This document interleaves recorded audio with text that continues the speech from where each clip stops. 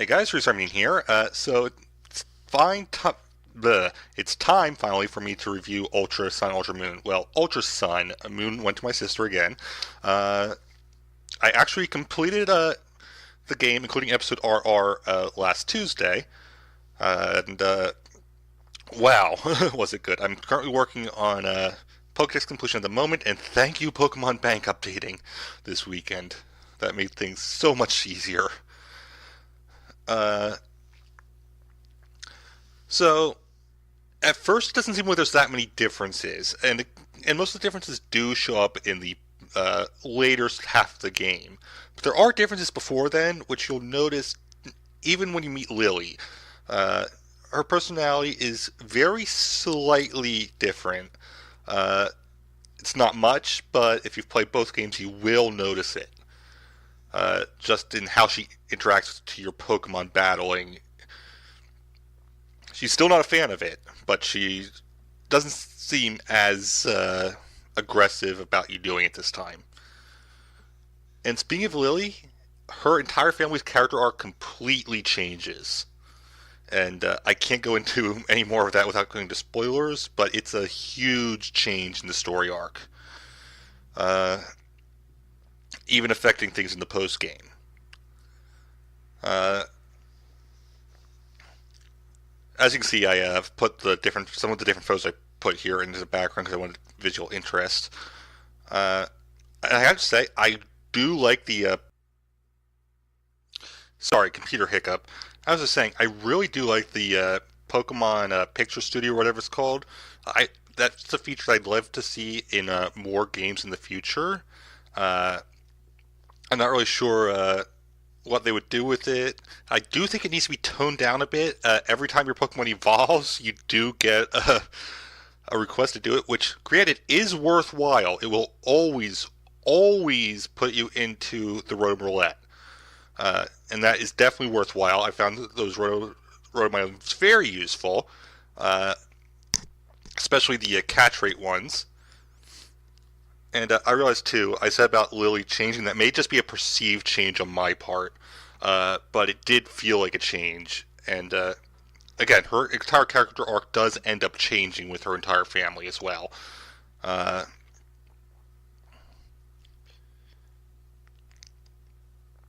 so the pictures I have here are some of my favorite ones I took. Again, I hope this shows up in the future. I have a feeling it probably won't. It's probably one of those ones that's just for this generation, but I would like to see it more.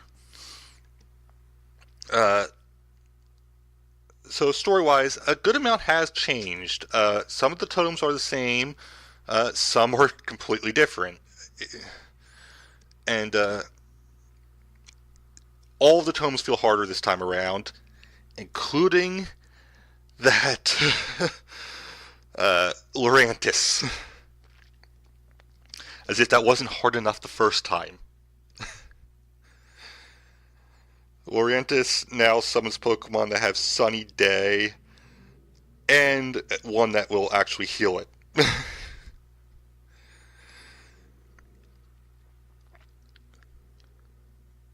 So actually, Lurantis was and the last totem, which I'm not going to say because that's one of the changed ones, uh, were probably the hardest ones.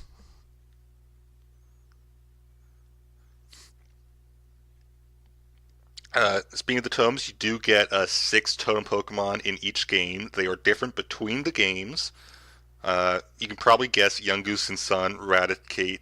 Gumshoes and Sun, Raticate in Moon. Uh,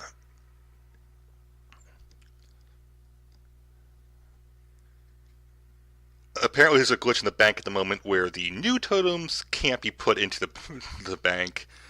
There are other new things that can. In fact, I actually had to delete a picture here.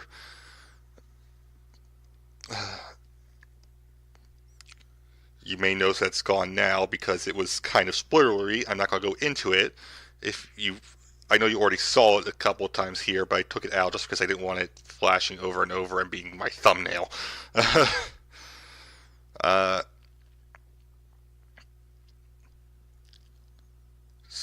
I will say there is one new Pokemon they did not tell us about. Uh, so the story really starts changing after the second island. I can't remember the names at the moment. I don't know why. Uh,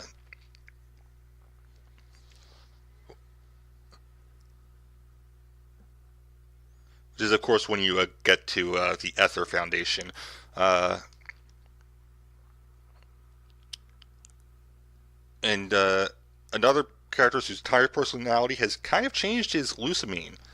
Uh, I kind of prefer the other Lusamine, but that's the thing. This is a different Lusamine. For some reason, people are still treating these as the same characters. They're alternate versions of the characters. They are not the same characters. Uh, both are canon. We could see either one showing up in a future game if they decide to do that.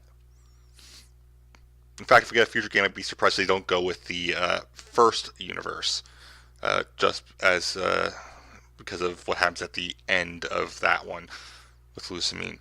Uh, Having a nice story hook.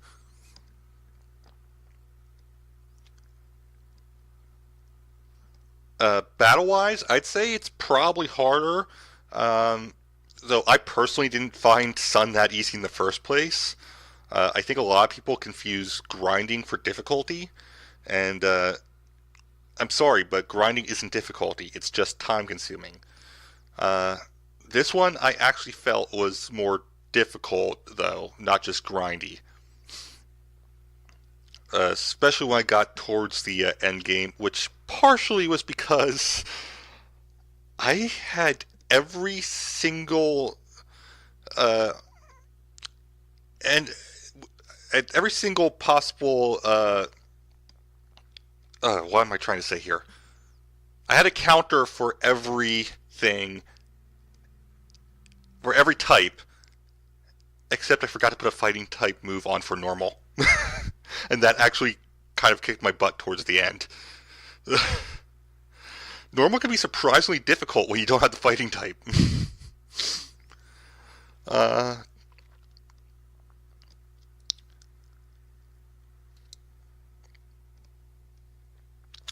I did end up with a completely different team by the end of the game. I chose a different star, so that was always going to be different. Um, I took Popdu this time around. And, okay, so there's another story difference. The way you meet your starters is pretty close to what happens in the Sinnoh games, where they kind of rescue you, you pick one to fight with. And that's this thing that I'd love to see more. It feels so much more organic than just picking up the Pokeball. Uh, though I do kind of miss the little interactions they had when you got them in the first game, in the first Sun and Moon. I mean,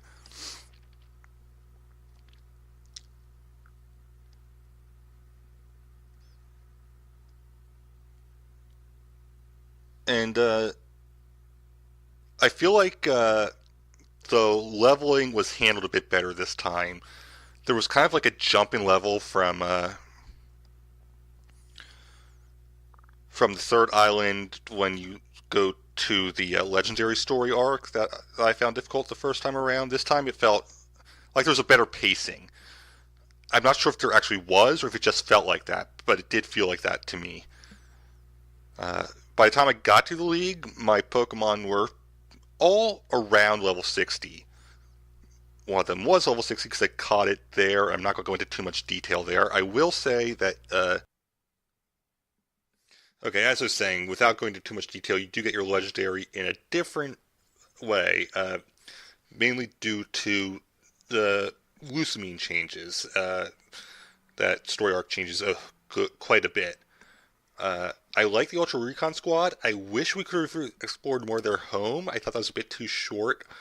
Uh, and that wasn't a big enough area. It more ends up being more of a hub than anything else, and that's a bit disappointing. I would have liked to explore that area more. Uh, but it does give you access to the ultra space, which is really fun and relaxing. Um, and I find myself going in there just when I'm feeling a little bit stressed.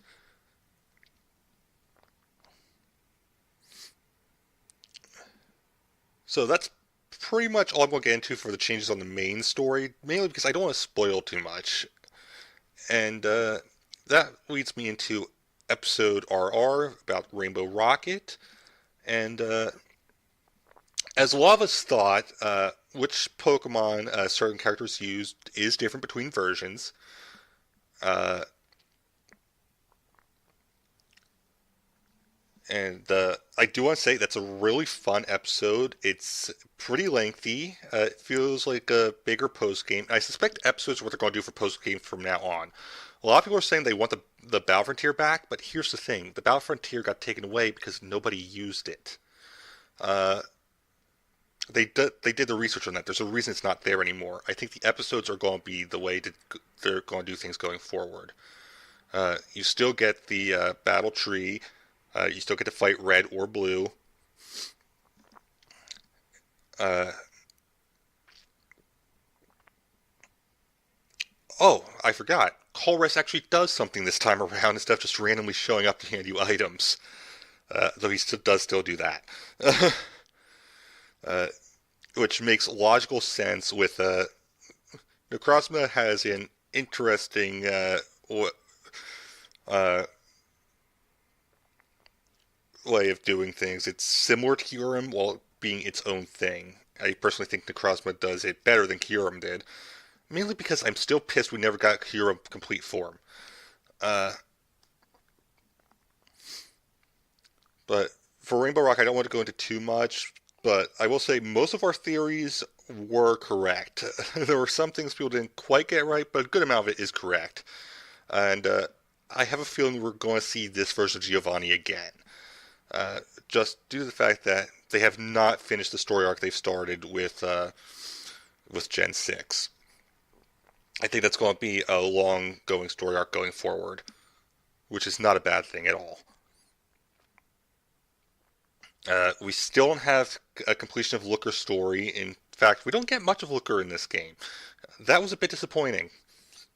But the way things work with certain other characters, it wouldn't have made sense. Uh,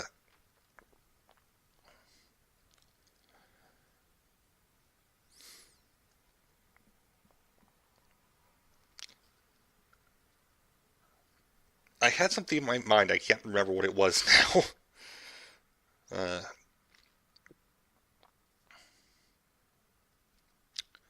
uh, right. I was going to say that I personally think these are the best enhanced versions yet, and I have played all of the enhanced versions. So I do think these are the best ones yet. A lot of people are complaining because they're expecting it to be Black and White 2 again, but it was never advertised as that, and it is closer to Black and White 2 than it is to Emerald, for example. It's probably closest to Platinum, but that's not a bad thing, and I'm not sure why people think it is. Uh,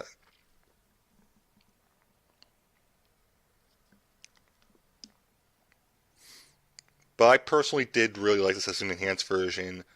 Uh, and while I know some people are saying otherwise, I do actually recommend playing the first Sun and or Moon before playing the Ultra games. I just think you'll get more appreciation of the Ultra games if you play them afterwards. So that's my take on it. They're good enhanced games. They improve on a lot of features. Oh, right, one thing I forgot to mention. Festival of Plaza is still a pain in the butt. They improve things a little bit, but there's still a problem there.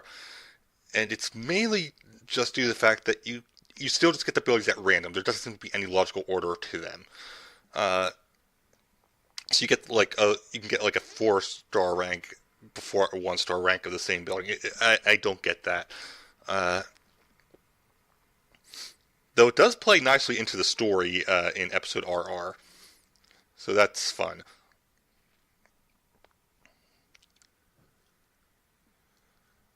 And yeah, I think that's pretty much all I have to say about it now. It's just a game that I personally enjoyed. I think it's worth playing.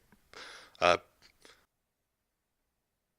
I was going to say there before my computer crashed on me again was it's a game that I do highly recommend if you enjoy the Pokemon games, you enjoy the direction they've been going in, like I personally do.